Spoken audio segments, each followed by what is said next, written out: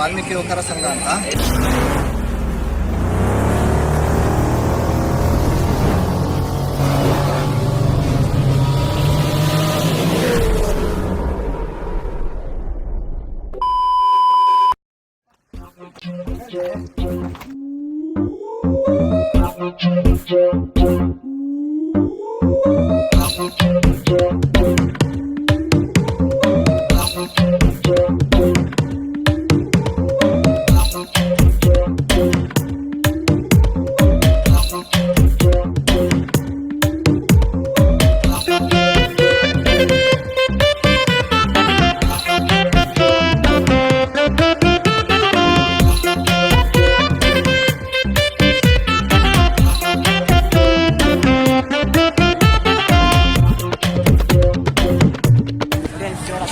Hey guys, welcome back to new blog. ಹಿಂದ್ಗಡೆ ನೋಡ್ತಿರ್ಬೋದು ಅರಳಿ ಮರ.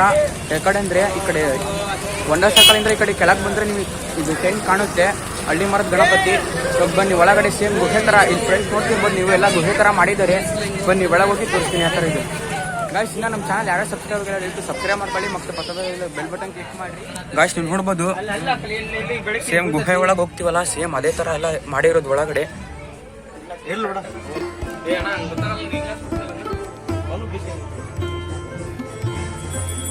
ನೋಡಿಬೇಕು.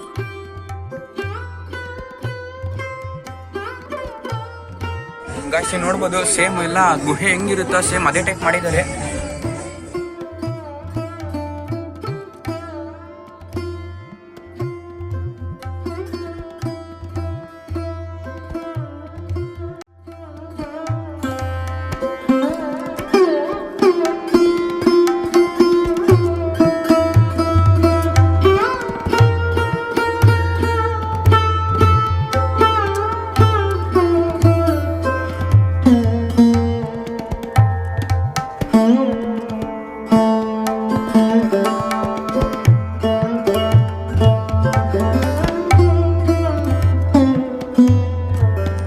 ನೋಡ್ಬೋದು ಆ ಕಡೆ ಒಳಗೆ ಈ ಕಡೆ ಹೊರಗೆ ಬರಕ್ ಮಾಡಿದ್ದಾರೆ.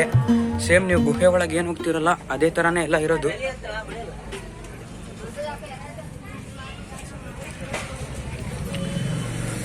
ನೋಡಿ ಇಷ್ಟ ಎಂಡಿಂಗು. ಅಣ್ಣ ನಿಮ್ಮ ಟೀಮ್ ಹೆಸರು ಅಣ್ಣ? ನಮ್ಮ ಟೀಮ್ ಹೆಸರು ಬಂದ್ಬಿಟ್ಟು ಶ್ರೀ ವಾಲ್ಮೀಕಿ ಯುವಕರ ಸಂಘ ಅಂತ. ಅಣ್ಣ ಎಷ್ಟು ದಿನ ಇಡ್ತೀರಣ್ಣ? ನಮ್ಮ ಗಣಪತಿ 23 ದಿವಸ ಇಡ್ತಿದ್ದೀವಿ ಸರ್. 29ನೇ ತಾರೀಕು ಗಣಪತಿ ವಿಸರ್ಜನೆ ಇರುತ್ತೆ. 27ನೇ ತಾರೀಕು ಅನ್ನ ಸಂತರ್ಪಣೆ ಇರುತ್ತೆ 12ವರೆಗೆ. ಹಾಗೆ ಈ ಬರೋ 27ನೇ ತಾರೀಕು ಭಾನುವಾರ ದೋಸೆ ಪ್ರಸಾದ ವಿತರಣೆ ಇರುತ್ತೆ. ಸರ್ವ ಭಕ್ತಾದಿಗಳು ಎಲ್ಲರೂ ಬರಬೇಕು. ಎಷ್ಟನೇ ವರ್ಷ ಇದೆ ಗಣಪತಿ?